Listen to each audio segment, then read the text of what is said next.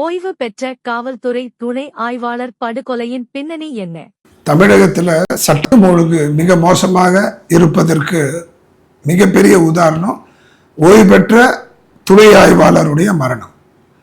அவரு ஒரு நல்ல பிரச்சனையில் எனக்கு ஆபத்து இருக்கு, என் உயிருக்கு பாதுகாப்பு வேணும், என்னை காப்பாத்துக்கன்னு சொல்லி பல முறை காவல் நிலையத்துக்கு சென்று புகார் கொடுத்திருக்காரு. அதன் மீது நடவடிக்கை எடுக்கவில்லை என்ற ஒரு குற்றச்சாட்டு. அதை பகிரங்கமாக அவர் தன்னுடைய மரண வாக்கு மூலமாக பொது வழியில் ஃபேஸ்புக்கில் கொடுத்துருக்காரு. அதை மனதில் கொண்டு அந்த காவல்துறை அவர் அந்த அந்த புகார் மீது நடவடிக்கை எடுத்திருந்தால் இன்றைக்கு அவரை நாம் இழந்திருக்க மாட்டோம். இன்றைக்கு காவல்துறை விழுந்து விழுந்து ஒருத்தரை கைது பண்ணுது, ஒருத்தரை ஒரு அதிகாரியை சஸ்பெண்ட் பண்ணுது, ஒருத்தரை பணியிடை நீக்கம் பண்ணுது, இத்தனையும் பண்ணுது. யார் அதை கொலையை செய்தாங்களோ அந்த பெண்ணை தேடுகின்ற தனிப்படை அமைத்து கேரளாலேருந்து பிடிச்சிட்டு வரது ஏற்பாடு பண்ணுது.